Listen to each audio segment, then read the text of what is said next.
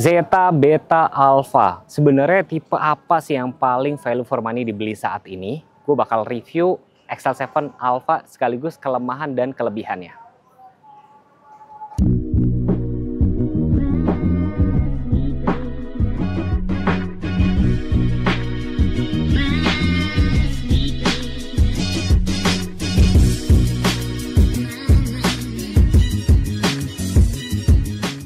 XL7 Alpha Hybrid ini dijual sekarang baru sempat naik harga kan 311 juta. Bedanya sekitar 12 juta kalau sama tipe Beta. Nah, kalau sama Zeta sekitar 40 juta ya. Kemarin saya sudah sempat bahas satu persatu.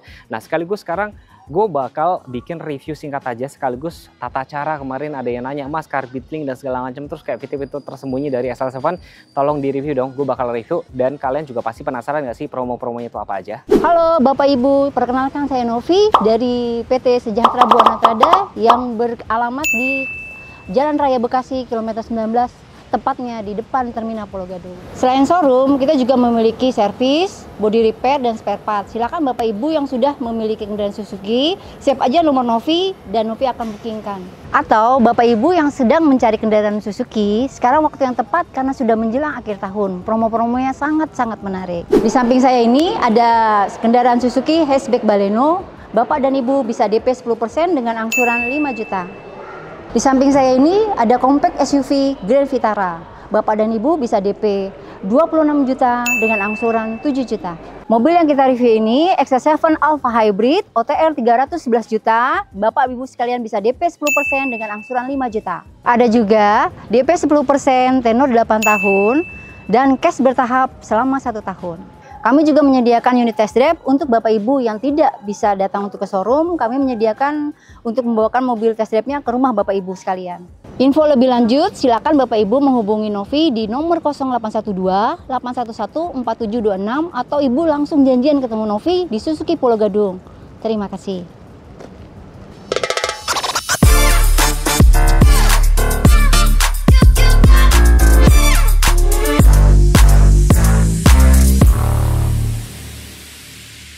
Ya, kunci seperti ini, ada tombol lock, unlock, tetap ada kunci manual dan tetap ada aksen warna biru karena ini mobil hybrid ya. Pajak SNK-nya berapa Mas Teguh? Kalau di sini itu sekitar 4,4 ya. Ini untuk wilayah daerah Jakarta Timur 4,4. Nah, kalau misalnya si R3 meskipun mesinnya sama tapi dia lebih murah di bawah 4 juta. Look sudah tampak depan seperti ini.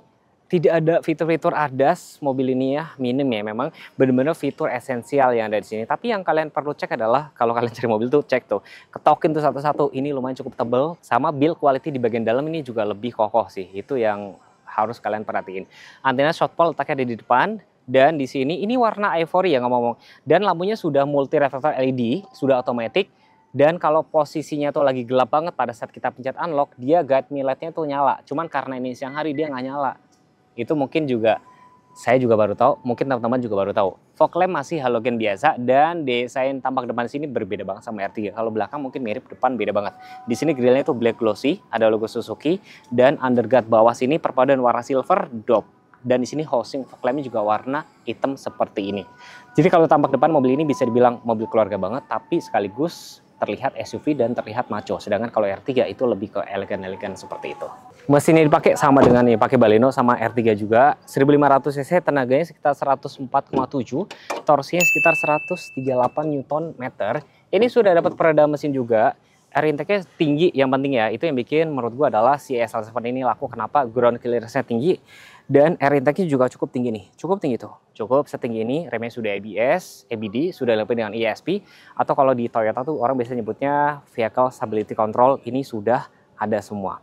Dan karena Matic-nya tuh masih konvensional, jadi apa ya, jatuhnya tuh kayak buat berkendara juga orang lebih nggak khawatir. Sedangkan kalau CVT itu orang kayak khawatir takut nggak kuat nanjak dan segala macam. Dan kalau saya baca-baca dari komen netizen, ini masih dipakai tuh jarang banget yang nggak kuat nanjak. Artinya ya cocok buat di daerah di Indonesia kayak gitu loh. Dimensi ya, panjangnya sekitar 4450, wheelbase-nya tuh sekitar 2740. Karena ini mobilnya ala-ala SUV, tentunya ada over fender atau side sliding bahan dop, nyambung di bagian sebelah bawah sini, side skirt ada kayak body molding juga, ada emblem VVT dan ada aksen-aksen itu kayak gini menambah kesan jadi cakep ya. Ini dibikin two tone ya ngomong-ngomong ya.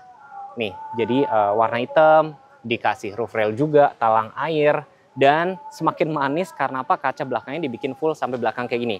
Dan ada fungsi yang menarik itu adalah posisinya kalau kunci kan saya pegang nih. Ini kan kebuka ya. Masih kekunci tuh. Jadi aman kan? Tapi kalau misalkan nih kondisinya saya balikin, kunci semua ya, terkunci. Kalau kita pencet 2 kali, itu dia kebuka semua. Mungkin bagi sebagian orang tuh kayak merasa, aduh ribet, tapi ini buat safety ya. Rem belakang masih tromol dan dengan wheelbase 2740 buat duduk tuh pastinya lebih nyaman. Lebarnya sekitar 1775, tingginya sekitar 1710. Ini spoiler, ada defogger juga, ada aksen chrome. Sama yang bedain sama Zeta, di sini ada aksen chrome, Zeta nggak ada. Dan kalau kamera kalian jangan bingung kok kamera ada 2. Yang satu soalnya dashcam, yang satu kamera mundur. Lampunya di sini nyala sampai sini. Ini nggak nyala ya. Di sini ada MSL7 Alpha, sebelah kanannya hybrid, parkir sensor. Ban serepnya sama persis dengan keempat ban lainnya. Dan reflektornya ini bentuknya vertikal kayak gitu ya. Dan sekaligus dia juga ada fungsi yang kebuka itu hanya bagasi doang. Keempat pintu lainnya itu masih terkunci teman-teman. Jadi kalau misalkan teman-teman mau nongkrong, misalkan nongkrong di sini, misalnya nongkrong ya kan, lagi di rest area, nggak perlu khawatir ada orang yang menyelinap ke 4 pintu lainnya, lebih safety. Dan ini bisa dipakai buat apa? Kalau punya Mas Ezi itu dipakai buat apa? Simpan-simpan sepatu loh di sini. Ini bisa sepatu atau mungkin laptop bisa banget. Dan baris ketiga bisa dilipat rata seperti ini. Aslinya itu belum dapat jok kayak gini ya, belum dapat, tapi ini dilapis, sudah ada cup holder kiri kanan, safety belt, dan ada power outlet letaknya sebelah situ. Dan karena termasuk ya R3 sama XL7 tuh salah satu yang memberikan inovasi pertama, bikin baris ketiga lipat rata kayak gini, mobil-mobil lain pada ikutan. Contohnya misalkan Xpander, Stargazer, Avanza, Veloz juga mulai ikutan seperti ini. Nah, yang saya suka di sini mungkin terkesan sepele, tapi adalah kayak tempat minum nih, ada cup holdernya di sini, ada blower AC, jadi ngejaga minuman kalian tetap dingin. Jadi ini sebagai menurut gue salah satu syarat untuk mobil keluarga yang nyaman. Jadi tempat minumnya tetap dingin, ya kan? Memang tidak ada wireless charger, tapi buat gue pribadi itu nggak terlalu penting. Tapi nggak usah khawatir. Oh, ada bunyi sendiri dia.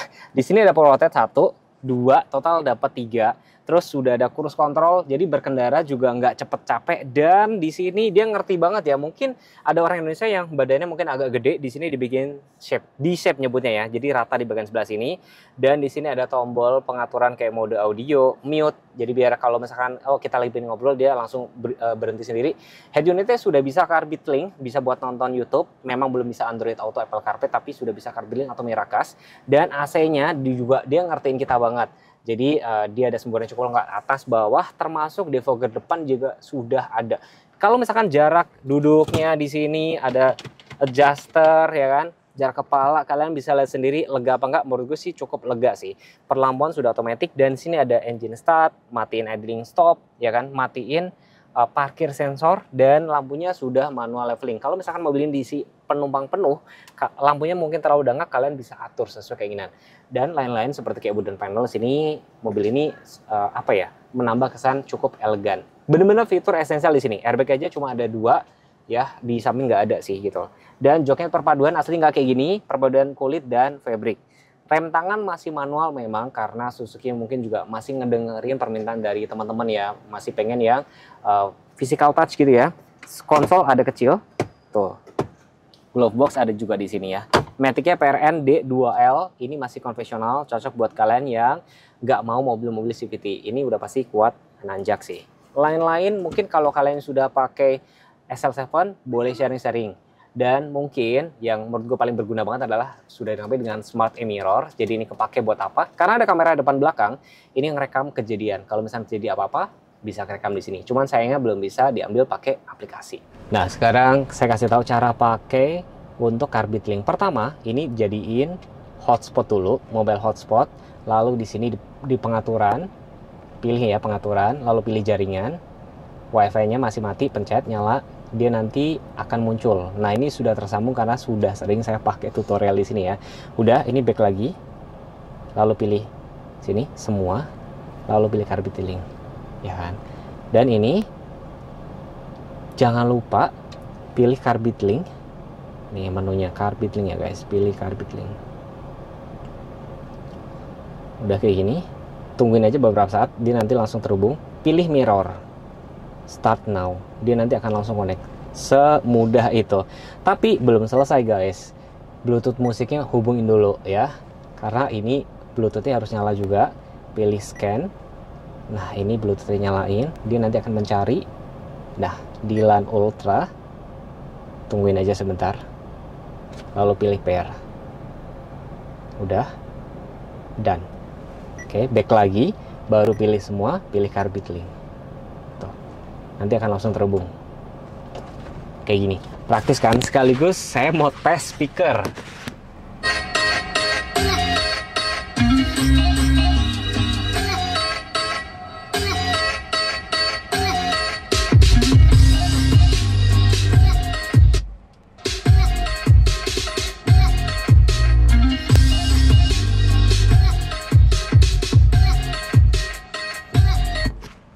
Menurut gue speakernya udah cukup oke. Sharing dong kalian yang sudah pakai XL7 itu apakah seirit itu apa enggak? Karena kemarin gue coba ke Purwakarta itu cuma ketemu 1:15 dengan metode full to full. Wih, bukaan pintunya sampai 104 cm. Widih, kebayang nggak mobil ini tuh senyaman apa ya? Bukaan pintunya. Otomatis kalau bukan semakin nyaman, kita buat masuk juga lebih mudah. Dan dengan wheelbase 2740, kalian lihat sendiri power outlet, jarak kepala. Tapi ini amazing banget. Gue baru ngeh, bukan pintunya lebar banget ya. Ada tempat cup holder, ada celok juga. Terus di sini blower AC ada 2. Ada hand grip kiri kanan, ada armrest juga. Cuman headrestnya cuma 2 doang. Ada Isofix. Dan baris ketiga kalian nilai sendiri cukup nyaman apa enggak. Jadi mobil ini tuh bersaing sama apa? Sama Xpander Cross, sama Rush, sama Terios, sama BRV. Ya udah tuh. Ini so far kayak paling lebar. Gue penasaran kalau sama Stargazer X bukan pintunya lebih lebaran mana ya. Tapi so far di sini gue merasa cukup lega banget. Dan bahkan ada beberapa yang teman-teman yang sudah pakai XL7 suka komen-komen itu komennya selalu positif semua. Jarang sih yang komen-komen negatif. Makanya saya minta teman-teman yang sudah pakai XL7 boleh dong sharing-sharing pengalamannya pakai XL7 tuh nyaman apa enggak.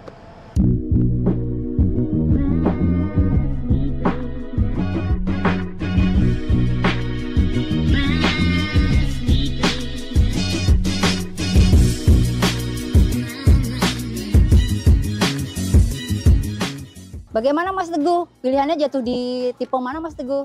Ya, XL7 ini ada Zeta, ada Beta, sama Alpha. Ini Alpha yang paling lengkap ya Mbak? Iya, dia paling lengkap. Jadi paling lengkap ini sebenarnya enaknya adalah dia sudah dilengkapi dengan smart mirror.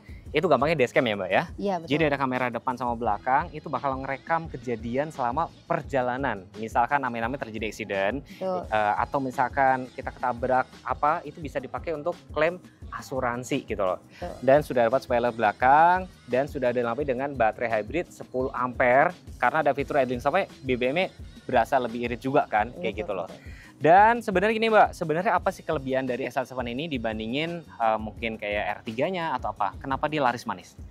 Untuk XL7 itu kita lebih cenderung ke ini ya, untuk tampak depannya, untuk tampilannya itu mobil keluarga dengan tampilan muka sudah muka SUV, ya kan, dengan muatan 7 penumpang, 7 penumpang, ya kan. Sebenarnya itu jatuhnya ke irit bahan bakar ya Mas Teguh ya, karena jatuhnya ya kita sudah ada hybridnya. Terus juga 3 baris, AC-nya double blower, ya fitur-fitur esensial sudah ada di sini semua sih. Dan pesan saya cuma satu nih, kalau cari mobil harus apa nih Mbak Novi? Harus hubungin Mbak Novi di 0812 811 4726. Ya, atau bisa langsung berkunjung ke Suzuki SPT Pulau Gadung ya? Iya betul, atau langsung datang ke showroom Pulau Gadungnya. Ya. Mbak, kalau misalkan ada yang nanya nih, misalkan Mbak aku mau tukar tambah tapi mobil masih ada cicilan gitu. Oh nggak masalah Mas Teguh, ya kan? Karena selama ini kan nanti kita bisa cerita nih masalahnya di mana, tenornya tinggal sisa berapa, itu pasti ada solusinya Pak. Nanti bisa dibantu ya.